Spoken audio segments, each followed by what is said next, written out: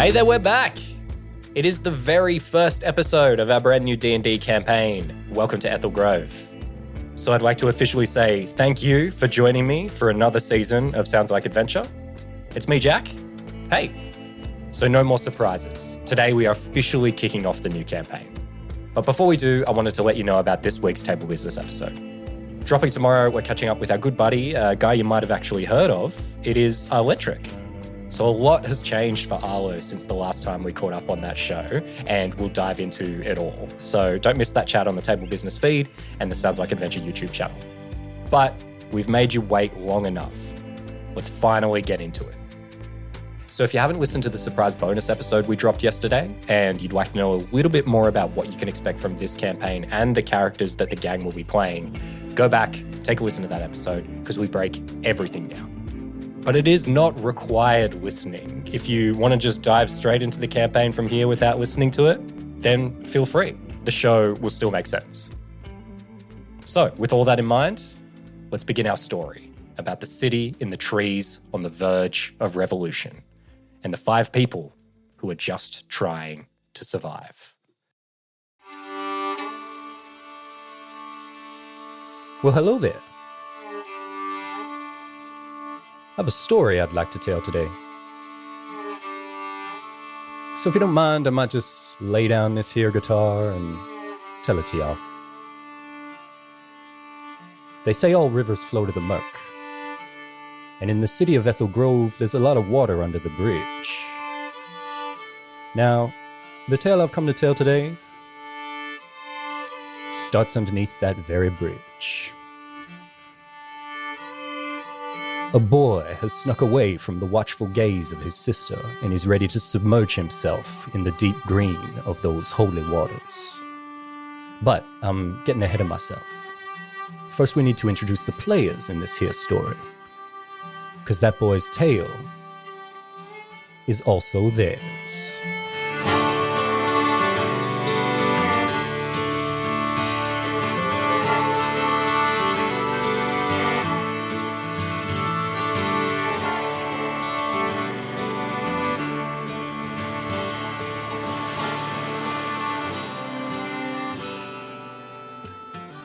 Water laps against the hull of the small passenger ship as it floats down the narrow, winding river.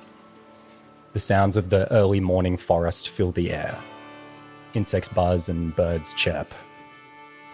Inside one of the passenger quarters on the boat is a room. It's strewn with notes and experiments and books. There's a bed that's thrown into disarray. And seated at a small desk in the corner, searching through some papers, is a young gnome. Jacob, why don't you introduce your character for us?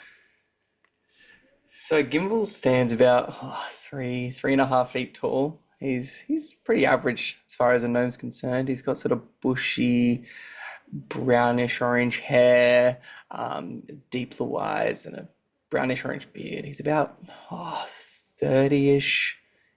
In gnome years, so he's still quite young as far as gnomes are concerned. He wears sort of like just a standard brown tunic, a green vest over the top, and he's always got his spell book, which is pretty much the size of his torso, strapped to his back. So, Gimbals, you're currently seated at the desk and you're looking for a letter that you were given when you left the Citadel of Enchantra. It outlines what you're supposed to do when you get to Ethel Grove, because you've gotten this mission to come here. And you skimmed it, but you were mostly excited about coming to the city. The only thing you remember is that someone's going to be meeting you near the docks when you arrive, and you told someone on the boat they're going to help you out and show you where you need to go. So now you're getting close to the city, you want to get those details, and you're pretty sure that you left the letter on the desk with your stuff. So you're looking for it at the moment, and what do you do?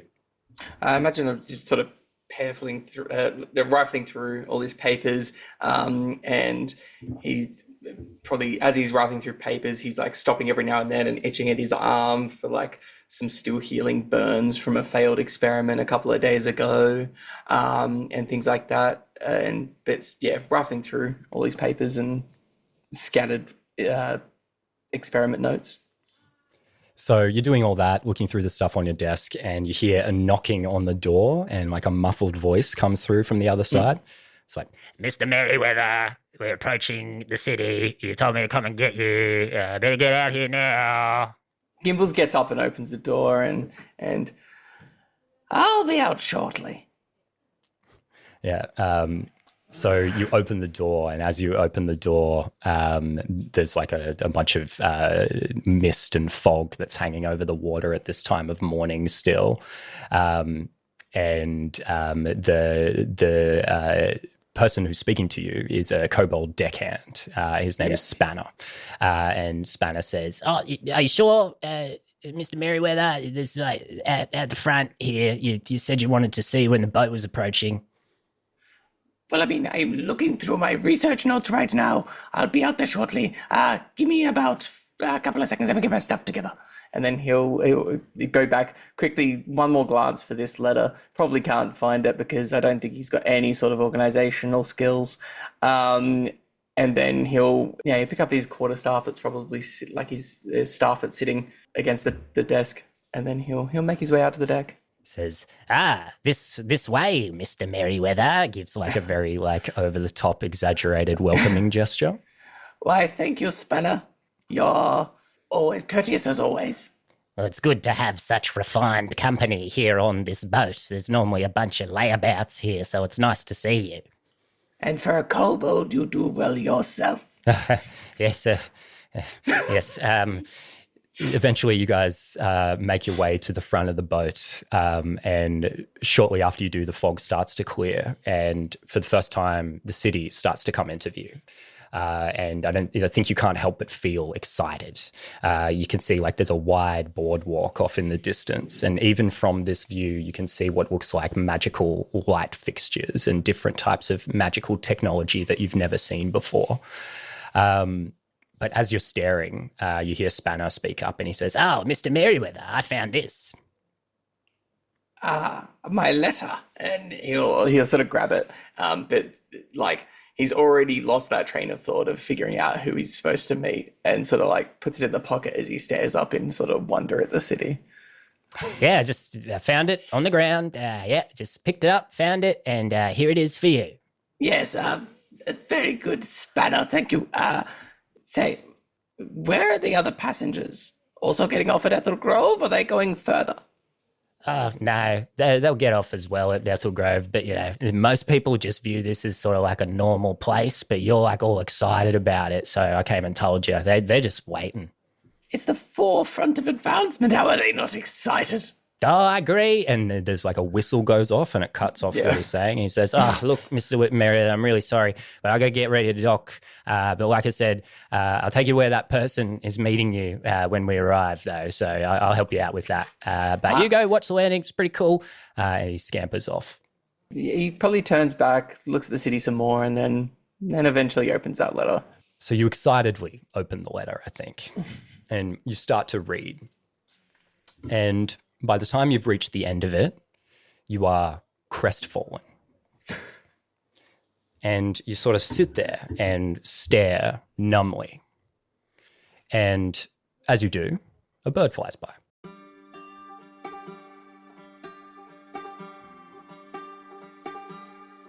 So the bird flaps its wings twice and then it soars. A journey it's made every year of its life.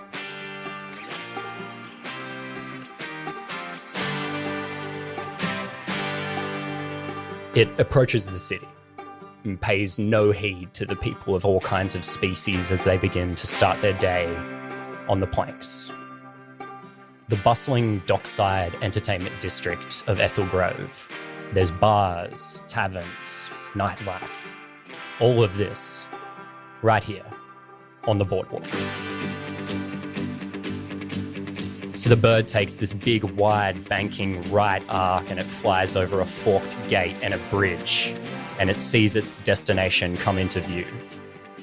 One of the 5 sentinel trees that make up the city of Ethel Grove, this towering tree that towers over the rest, is called Palustris. So the bird continues its path and it lands in a place that is familiar to it, concluding its many months-long journey. And it settles down and looks down on the Merc.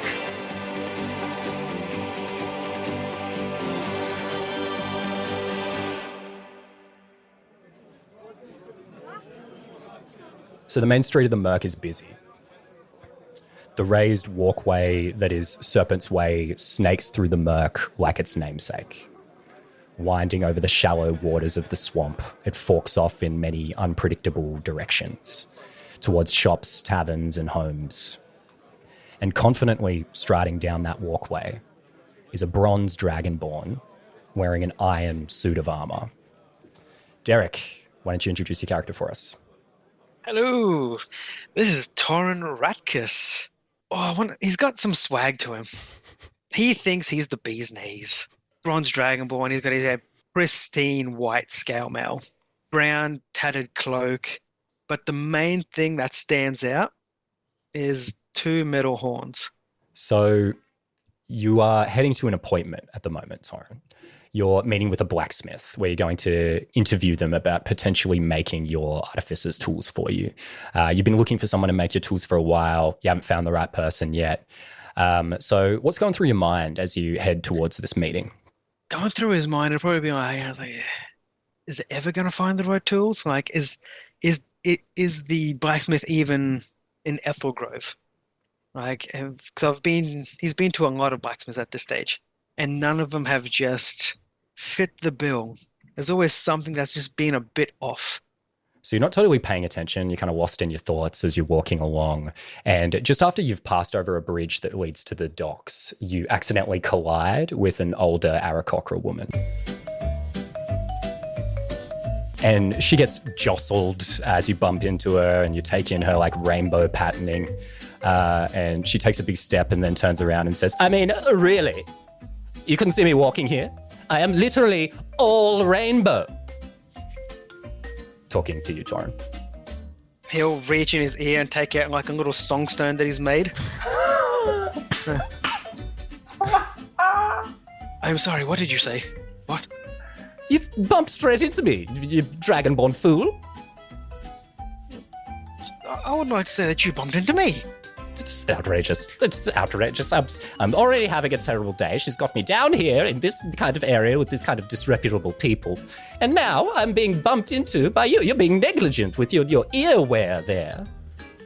He's just slowly putting it in. Just, well, look. it's kind of like, I'm busy. What do you, like, sorry, I guess, maybe? Finally, she said sorry. It took this long after bumping into somebody. My gosh, the rudeness around this area is out of control. So, anyway, look, my dragonborn friend, I'm sure you are just wonderful. I'm sure you're terrific. But I need to be going, so away with you. And she just sort of like walks off. Just give her one of those and keep walking. For the podcast listeners, you did a salute when you said you'd give her one of those. I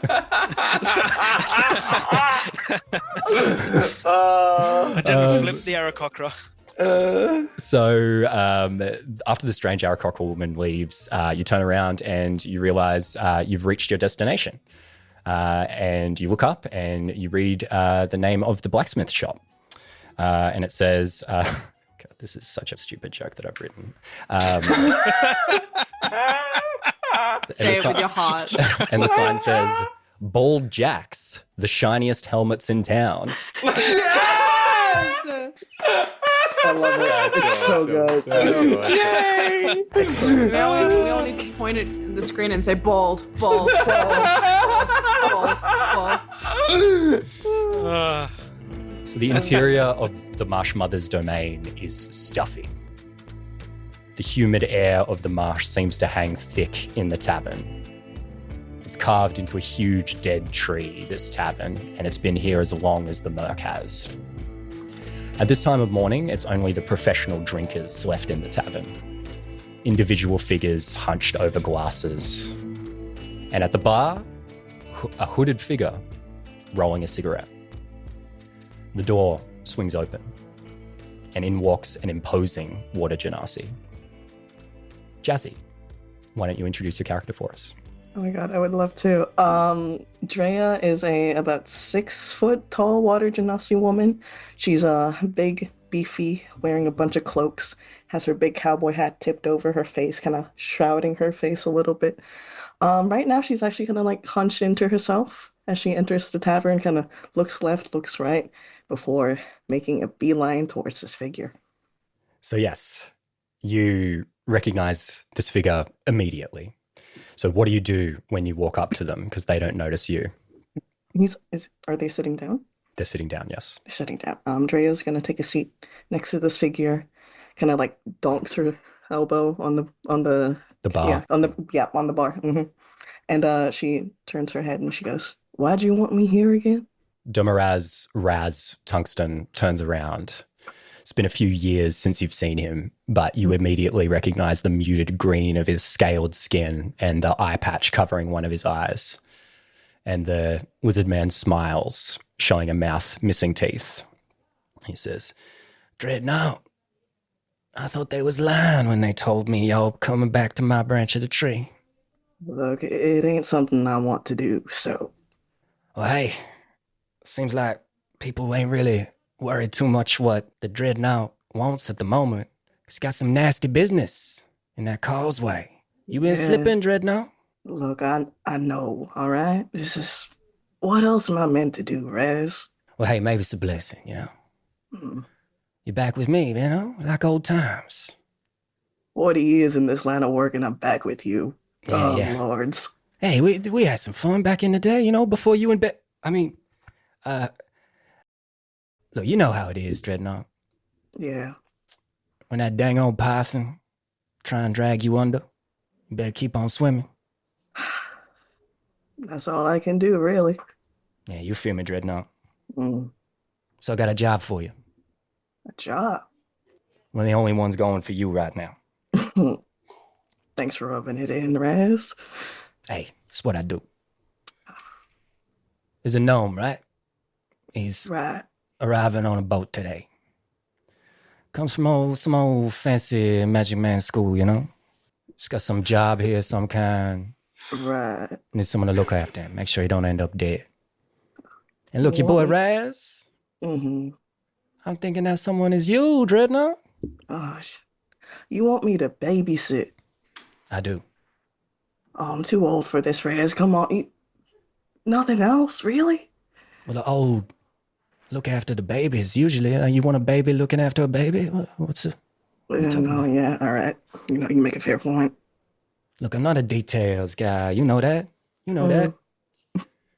He reaches into his pocket and pulls out a letter and he says, "Watch sent this." Holds it out for you. She'll take the letter. Can I He goes, No, you take that. Right. You find that gnome. Keep him alive. Easy job, right? For how long? Till I say stop. Till you... Damn. All right. Sure. Okay. Like pulls the cigarette out and he takes like a long drag on it as he sits there and he just goes, "You got this, Drea?" I think she'll look at him and just hesitate for the longest minute, and she goes, "I have to."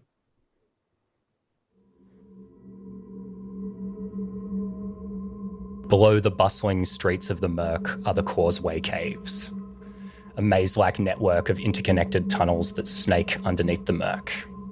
And sneaking through one of those tunnels is a young fire genasi. Kess, why don't you introduce your character for us? Okay.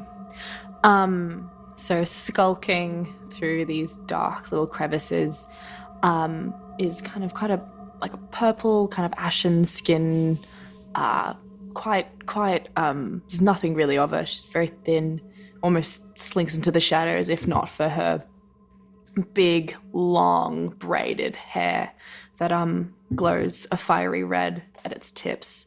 Her clothes are kind of mishmash, just different bits of fabric. It's a bit gestury, I suppose. And she has 2 necklaces on, one that is blue and one that is white, as well as she skulks through the darkness, this fire genasi. Her name is Clio Ashenflow. So, Clio, you are currently making your way to meet someone. Money is tight for you and your brother, but you scrape together some gold to buy a book that you think might help you out of your situation. Mm-hmm. You left your brother at home and you told him to stay there. So you know the streets of the Merc are dangerous. You know this internally. It's deep within your mind. And you like to slip through the causeway caves to keep out of sight when you can. So what's going through your mind as you make your way to this meeting? I suppose it's be prepared, have an escape plan, have a way out. Like she's being really specific about, different ways that could be gone through the causeway instead of just the one way, and how long it takes her to get from point A to point B and how long it would take her to get back to her brother. So as you're thinking through this and running through this plan in your head, you start to hear some voices up ahead.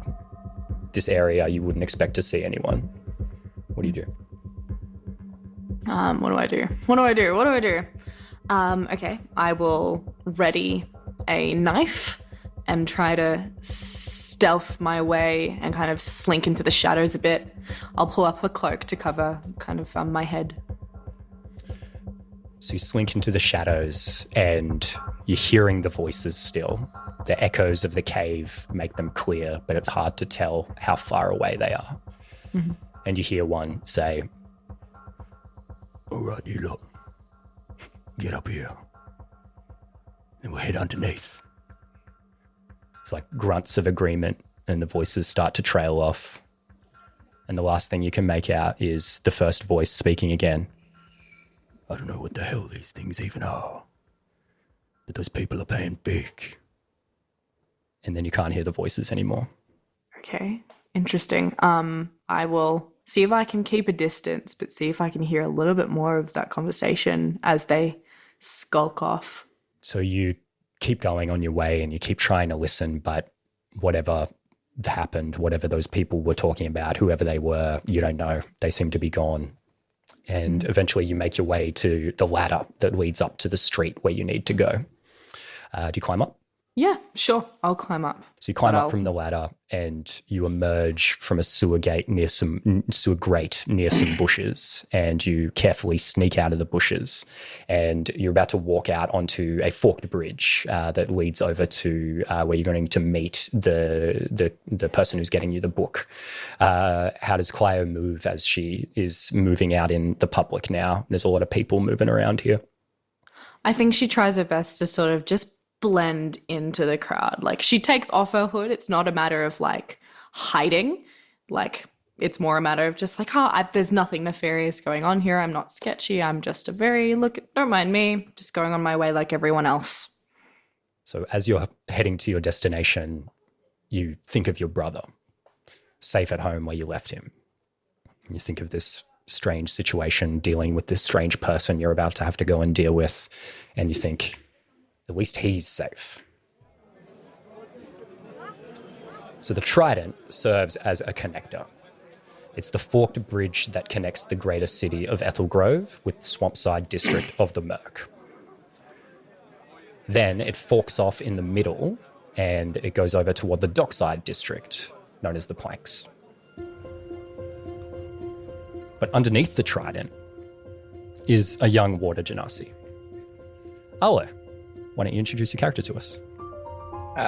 Eustace Ashenflow is a teenage water genasi, typically adorned in a tattered marshman hat, poncho, but at the moment he's probably not wearing either of those things. He's probably left them back at home because he didn't want to lose them if he decided to go for a swim. He's got literal waves that flow as his hair. And although he's done this more times than he'd ever admit to his older sister, he's always nervous going out on his own. He understands the danger of the situation that he's in, but this is something he actually gets to do for himself. So might as well take the chance when it's there.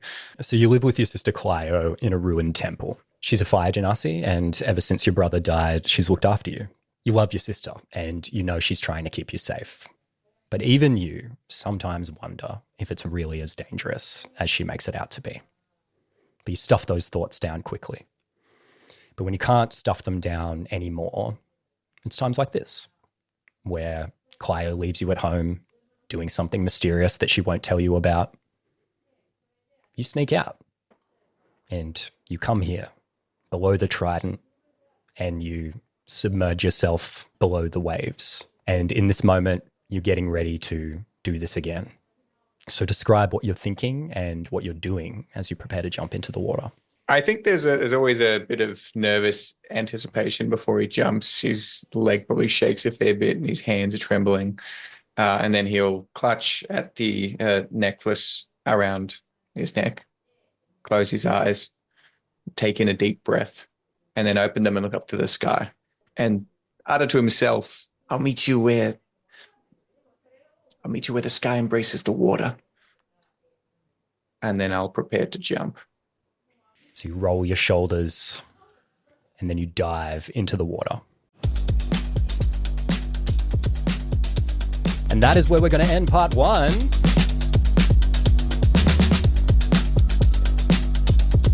And there they are. All the players, all the characters, the 5 people that you'll get to know quite well over this story. And there's so much more to come. I mean, they haven't even run into each other yet. I wonder how that's going to happen. Well, to find out how that is going to happen, make sure you don't miss the next episode of Sounds Like Adventure right here in the Sounds Like Adventure podcast feed. Or you could watch the full video version over on the YouTube channel. And hey, I know I say this all the time, but it's the start of a new season, so why not now? If you haven't already subscribed to the show, please head over to the podcast app that you're listening to this on right now. Press the subscribe button, follow, whatever it says on your app. It should be free. Just press it for us. And if you want to go the extra mile, a 5-star review on Apple Podcasts means so much for the show. But hey, in the meantime, I'll catch you in the next episode of Sounds Like Adventure.